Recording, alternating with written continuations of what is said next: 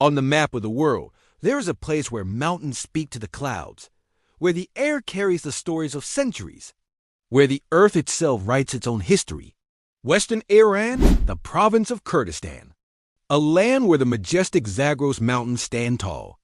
And in the embrace of these mountains lies a village that is itself a civilization, a settlement that did not disappear in the dust of time, but instead stands firmly, pressing time beneath its feet. This is Hawraman, the region of Kurdistan in Iran that the world knows as Hawraman or Hawraman. And this village is Hawraman Tat. The valley of Hawraman stretches between the cities of Saqqez and Javan Road in Kurdistan province.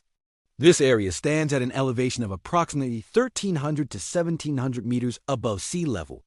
The word Hawraman is formed from two Kurdish words, Hora and man. In the Kurdish language, Hora means God and man means home or place.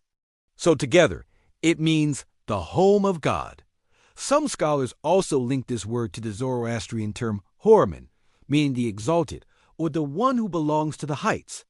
But the Valley of Hawraman is not just geography. It is a wonder.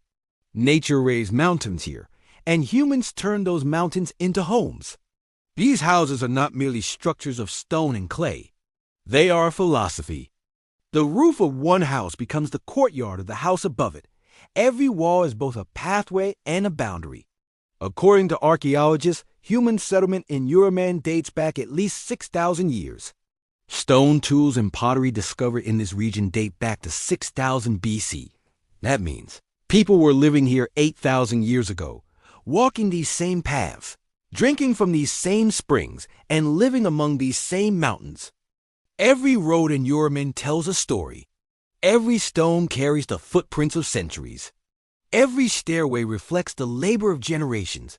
Who built these paths? Who carved these stones? Who placed them here? History tells us that this region was once part of the Median Empire, the civilization that laid the foundations of ancient Persia. Later, the area became part of the Achaemenid Empire. Even the inscriptions of Persepolis mention this region. In the 7th century, when Arab armies arrived in Iran, the people of Hawraman accepted Islam, yet they never abandoned their language, culture, or identity. Islam came here and settled deep in their hearts.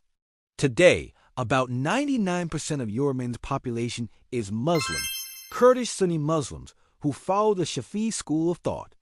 This mosque in the village, how old is it? 500 years? 600 years? Local residents say the first mosque here was built when the first Muslim entered this valley. Another remarkable feature of Hawraman is its terrace gardens. But these are no ordinary gardens. They are carved into the mountains themselves: grapes, pomegranates, walnuts, figs, and especially olive trees grow here. Hawraman's olives are famous across Iran. Agricultural experts believe that the system of terrace farming here is at least 3,000 years old. This system is not only agriculture, it is a masterpiece of water management. Water flows carefully from the upper terraces to the lower ones, and not a single drop is wasted. And the lifeline of Hawraman is its water: mountain springs, melted snow from the peaks. This natural wealth has kept the village alive for thousands of years. But the greatest treasure of Hawraman is its people. Look at these hands. These are the same hands that centuries ago crafted daggers sold in the markets of Baghdad. These are the hands that made jewelry worn in royal palaces. History records that during the Safavid era, Hawraman's craftsmen were famous for their skills. Their creations were traded in the markets of Tabriz, Isfahan, and even Istanbul. And if we talk about Hawraman without mentioning Pir Shalyar, the story will remain incomplete. The Pir Shalyar festival is the biggest cultural and religious celebration of Hawraman, held every winter. This tradition is over 1,000 years old. Some historians believe it may even be older than Islam, later blending into Islamic traditions. For 3 days and 3 nights, people come from distant places. Drums echo through the mountains. People dance, sing traditional songs, and pray together. Pir Shalyar was a Sufi saint, and his shrine lies in Hawraman. This festival is held in his memory, though it still carries ancient rituals from pre-Islamic times. Today, the population of Hawraman is about 3,000 people, but every year that number decreases. Young people are moving to cities in search of jobs, education, and better opportunities. Those who remain are mostly the elderly, some children, and the women who refuse to break their bond with this land. At the edge of the village lies an ancient cemetery. Here rest the people who built this village. Some graves are 500 years old, others even older. The inscriptions on these graves are written in ancient Kurdish forms, proving that Kurdish communities have lived here for centuries. Yet despite all this history, life in Hawraman has not stopped. Children still play in these narrow alleys. These children will grow up tomorrow. Some will stay, some will leave.